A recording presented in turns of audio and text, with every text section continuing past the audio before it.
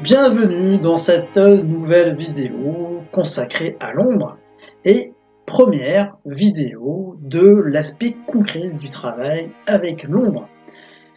Dans les vidéos précédentes, on a parlé un petit peu de la théorie, on a parlé un peu des origines du concept, de la persona, de l'implication philosophique qu'il peut y avoir entre ce jeu de masque et notre ombre, donc sur l'aspect un petit peu ombre et lumière qui fait partie de notre réalité du monde. Donc on touche un petit peu à la dualité des choses.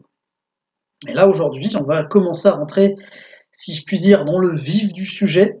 Et je vais donc vous proposer une approche de travail avec l'ombre. Il faut savoir que le travail avec l'ombre n'est pas très connu dans notre société française, ou en tout cas occidentale.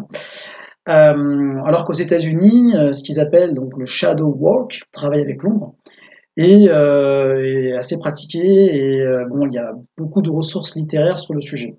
Dans la francophonie, nous avons un auteur qui s'appelle Jean Bourquette, qui a écrit un livre que je vous recommande, qui s'appelle Apprivoiser son ombre.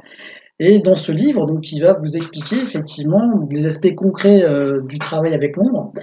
Et vous allez commencer un petit peu à toucher du doigt quelques éléments, et il y aura des questions qui pourront être utilisées pour commencer à faire ce travail, cette exploration intérieure. Le travail sur l'ombre a vraiment beaucoup d'implications, à plein de niveaux. Je vais vous lire un passage du livre de Jean Bourquette pour que vous voyez un petit peu vers quelle dimension on peut aller avec ce travail de l'ombre. Mais à la réflexion, l'amour des ennemis paraîtra moins déraisonnable à qui tiendra compte du fait que très souvent, nous fabriquons nos propres ennemis en leur faisant porter le poids de notre ombre.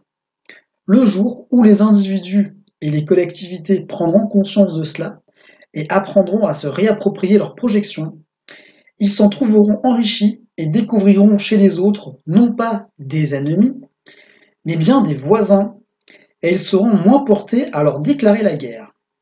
Mais, tant qu'ils ne s'appliqueront pas à y travailler, ils pourront s'attendre à être victimes de leurs propres projections, comme le signale ce proverbe hindou: choisissez bien vos ennemis, car dans peu de temps, vous deviendrez semblables à eux. C'est un petit exemple et pour vous montrer un petit peu la portée qu'il peut y avoir avec le travail avec l'ombre. Alors, venons-en au vif du sujet. Comment travailler avec son ombre? Il y a plein de façons. Je vais vous proposer une méthode de travail que je trouve assez simple. Vous allez pour cela avoir besoin de 2 cahiers ou un seul cahier qui sera donc divisé en 2 parties. La première partie sera consacrée au travail, proprement parler au travail sur l'ombre, et la deuxième partie sera un cahier des rêves. Et oui, parce que bien entendu, quand vous allez commencer à faire ce travail sur l'ombre, ça va être très important, même primordial, de noter un petit peu vos rêves. Alors comment faire pour faire ce travail avec l'ombre? Eh bien, je vais vous proposer de faire une session, on va dire, des cycles hebdomadaires. C'est-à-dire, en chaque début de semaine, vous allez dans votre cahier de l'ombre noter quelques éléments et vous allez un petit peu les laisser travailler et voir quels sont les rêves ou quelles sont les impressions ou les pensées qui vous viendront suite à cette thématique qui a été lancée. La première des questions en fait que vous allez poser donc dans ce travail sur l'ombre, c'est d'abord une question en rapport avec le côté lumineux de l'ombre, le côté lumière, d'accord? Vous allez vous demander tout simplement, eh bien, quelle qualité j'ai à travailler cette semaine. Alors ça peut être une qualité parmi les 8 qualités majeures dont j'ai parlé dans la vidéo sur ces 8 qualités majeures qui étaient proposées par Alain Grosbon, courage, patience, fidélité, bon, détachement, bref, il y en a 8. Ou une autre qualité, quelque chose que vous souhaitez travailler précisément, ou bien ça peut être aussi une des fonctions psychologiques de Jung. Voilà, je vous prends un exemple, ça peut être l'intuition.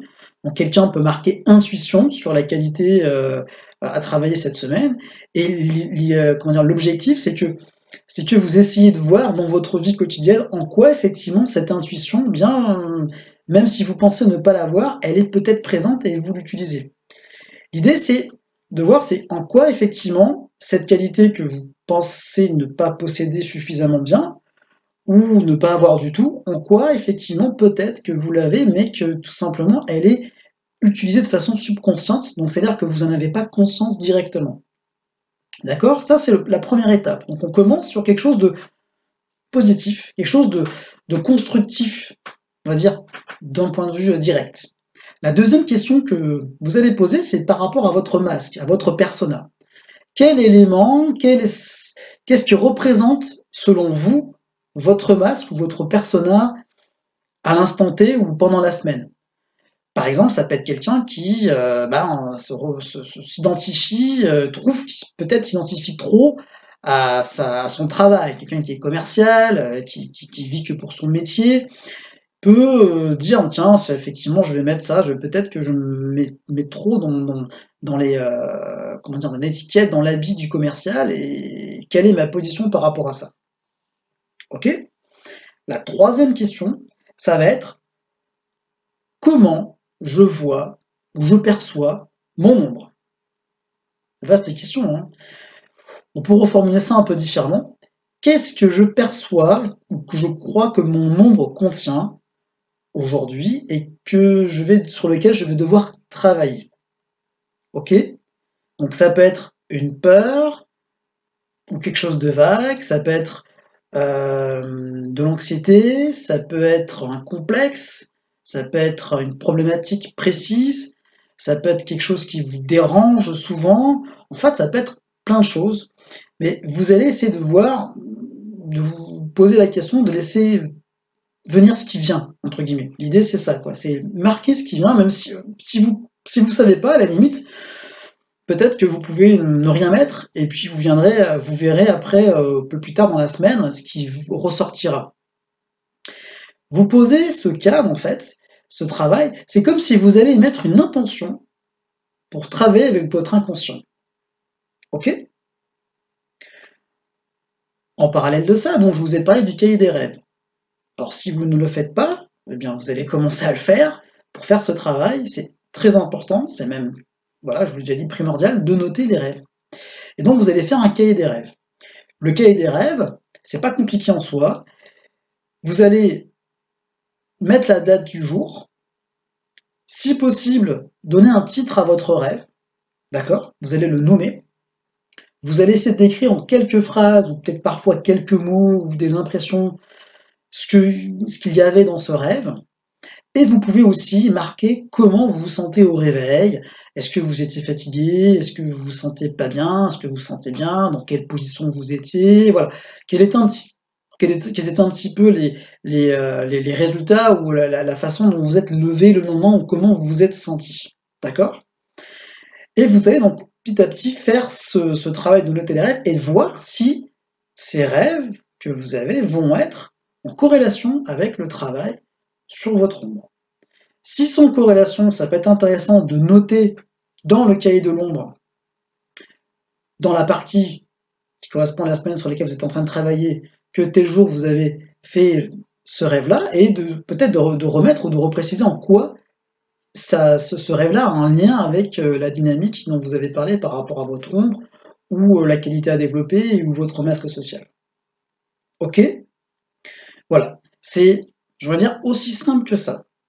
Mais c'est pas si simple à mettre en application. Alors, noter ses rêves, c'est très important parce qu'en fait, ça va mettre en place un dialogue avec l'inconscient. Noter aussi ce travail avec l'ombre, c'est important aussi parce que du coup, ça vous permet de formaliser sur papier un petit peu des contenus ou des choses que vous avez du mal à imaginer. Voilà, et ça vous remet un petit peu aussi face à vous-même. Le fait d'écrire, ça responsabilise et ça, ça a un impact psychologique important en fait. D'accord? Allez-y, par contre, tranquillement, allez-y vraiment de façon sereine. Si vous ne le sentez pas, ne le faites pas. Si vous sentez de le faire, allez-y, mais allez-y tranquillement, étape par étape. On amorce un processus et on voit un petit peu dans quelques temps comment ça évolue. N'hésitez pas, bien entendu, si vous avez des questions à m'en faire part, si vous avez des remarques.